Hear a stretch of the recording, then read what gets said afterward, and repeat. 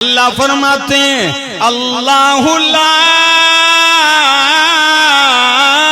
الہ الا ہو، اللہ لا الہ الا ہو، لہ الاسماء الحسنى۔ اللہ لا الہ الا ہو، اللہ ہی ہے، اللہ ہے، لا الہ الا ہو، کوئی الہ نہیں الا ہو مگر وہی ہے، لہ الاسماء الحسنى، اسی کے بھلے بھلے پیارے پیارے نام ہیں۔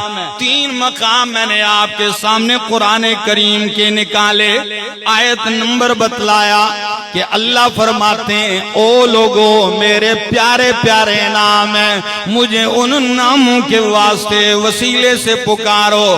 رب تو یہ کہہ رہا ہے لیکن لوگوں نے اللہ کو پکارنے کے طریقے کیا اپنائے؟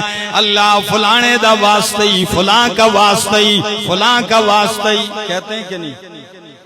ہمارے پٹھانوں میں کی لوگ پیر بابا پہ واسطہ و پہ وسیلہ، پیر بابا کا واسطہ و وسیلہ دے رہا۔ اللہ فرماتے ہیں میرے پیارے پیارے نام ہیں، میرا بندہ تجھے ضرورت ہو تو میرے ان پیارے ناموں کے واسطے سے مجھے پکارنا تیرا کام ہے، تیرا کام کر دینا میرا کام ہے۔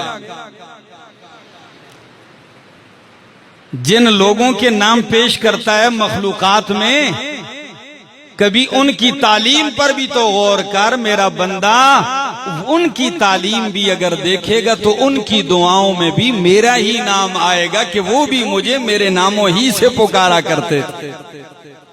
اور ہری پور والوں اکثر دعاؤں میں یہ جملہ میرا یاد رکھیے، اللہ کے کئی نام ہیں لیکن میرے ناقص مطالعے کے مطابق اکثر مقامات، اکثر جگہوں پہ قرآن میں یا میرے پاک پیغمبر کی تعلیمات میں جب بھی کسی نبی کی دعا آئی تو اس دعا میں اللہ کو رب کہہ کر پکارا گیا ہے۔ یہ عجیب نام ہے اللہ کا، رب۔ کیا نام ہے؟ رب۔ رب کا معنی کیا ہے؟ رب لیا گیا ہے تربیت سے۔ کس سے؟ تربیت سے۔ اور تربیت کا معنی ہوتا ہے انشاء الشیء حالا فحالا الى حد الکمال۔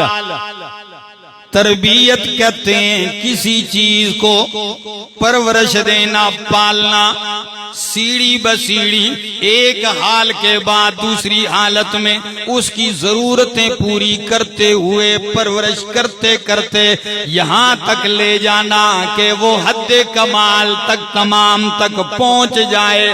تو آپ بتلائیے مخلوق کو وجود دینے سے لے کر، زندگی دینے سے لے کر، سانس سے لے کر، اس کی روزی سے لے کر، اس کے وجود کی بڑھوتری سے لے کر، اسے زندگی کے تمام مراحل میں اس کی پرورش کر کے اسے کمال تک پہنچانے والا کون ہے؟ اللہ۔ یہ ہے رب کا معنی۔ رب۔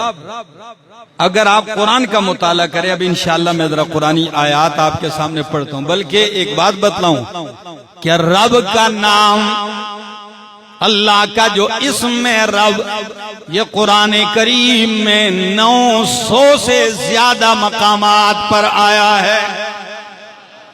کتنے مقامات پر؟ 900 سے زیادہ مقامات پر آیا ہے۔ کبھی یوں آیا الحمدللہ رب العالمین، تمام صفات الوہیت اللہ ہی کے لیے ہیں، رب العالمین جو رب ہے تمام جہانوں کا۔ اور قرآن کریم کی جب پہلی وحی اترتی ہے تو بھی فرمایا اقرأ بسم ربک الذی خلق، پڑھ کس کے نام سے؟ اپنے رب کے نام سے، اور کبھی قرآن یوں کہتا ہے قُلْ إِنَّ صَلَاتِي وَنُسُكِي وَمَحْيَايَ وَمَمَاتِي لِلَّهِ رَبِّ الْعَالَمِينَ، کہہ دیجئے کہ میری نماز، میری قربانی، میرا جینا، میرا مرنا، میری زندگی، میری موت للہ رب العالمین، اللہ ہی کے لیے جو رب العالمین ہے۔ سورۃ تکویر میں یوں فرمایا وَمَا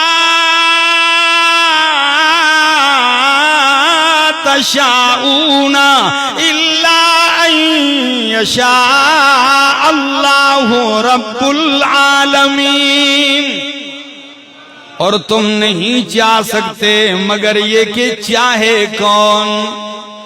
اللہ جو رب العالمین ہے، تو کہیں رب العالمین فرمایا اور کہیں فرمایا رب السماوات والارض وما بینہما فاعبدہ، آسمان و زمین کا رب اللہ ہے۔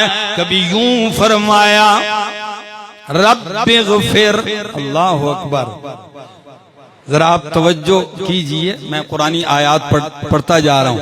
اگر آپ نبیوں کی دعاؤں میں دیکھیں گے، بلکہ ہری پور والوں، اس اللہ کے اسم کو، رب کو آپ مضاعف کر کے جب دیکھیں گے تو قرآن کبھی کہتا ہے رب ھذا البیت فلیعبدوا، رب ھذا البیت، کبھی قرآن کہتا ہے رب ھذا البلد، کبھی قرآن کہتا ہے رب الفلق، قل اعوذ برب الفلق، کبھی قرآن کہتا ہے رب الشعراء، کبھی قرآن کہتا ہے رب الناس، کبھی قرآن کہتا ہے رب العرش العظیم، کبھی قرآن کہتا ہے رب العرش الکریم، کبھی قرآن کہتا ہے رب المشرقین ورب المغربین۔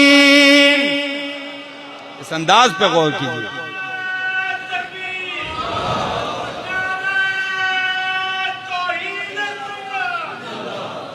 اللہ اکبر۔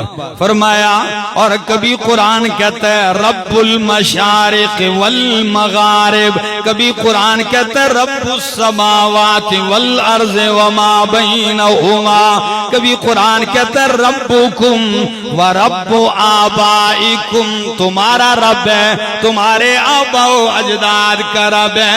یہ قرآنی آیات 900 سے زائد مقام پہ اللہ رب رب کہہ کے اپنا تعارف کروا رہے ہیں۔ تو جب نبیوں کی باری آتی ہے، سب سے پہلے نبی، پہلے انسان حضرت آدم علیہ السلام اور ان کی زوجہ اماں حوا، وہ دونوں کیا کہتے ہیں؟ قالا ربنا ظلمنا انفسنا وان لم تغفر لنا وترحمنا لنكونن من الخاسرین۔ وہ دونوں کہتے ہیں ربنا ظلمنا، اے ہمارے رب، ہم سے اپنے حق میں کوتاہی ہو گئی ہے، ہم نے اپنے حق میں کمی کی ہے، اپنا نقصان کیا ہے۔ آگے بڑھتا ہوں، نوح علیہ السلام کیا کہتے ہیں؟ قرآن مقدس کہتا ہے، وہ دعا میں کہتے ہیں رب اغفر لی ولوالدی، اے میرے رب مجھے بھی بخش دے، میرے والدین کو بھی بخش دے۔ موسیٰ علیہ السلام کی دعا میں بھی یہی نام ہے رب اغفر لی وَلِأَخِي، رَبِّ اغْفِرْ لِي وَلِأَخِي وَأَدْخِلْنَا فِي رَحْمَتِكَ، سورۃ آراف۔ اے اللہ مجھے بخش دے میرے رب، میرے بھائی کو بخش دے اور ہمیں اپنی رحمت میں داخل کر دے۔ سیدنا یوسف علیہ السلام کی دعاؤں کو دیکھو تو وہ بھی ہے، جب زلیخا نے بدکاری کی دعوت دی، اس سے جان چھڑانے کی کوشش کی، اللہ نے بچا لیا۔ اب اکیلے زلیخا نہیں بلکہ کئی خاتون کئی خواتین مل کے دعوت دے رہی ہیں، اور اب تو وہ بدکار خاتون کھلے عام سامنے آ گئی اور کہنے لگی کہ اگر یوسف میری بات نہیں مانے گا تو جیل کی سلاخوں میں ڈال دوں گی۔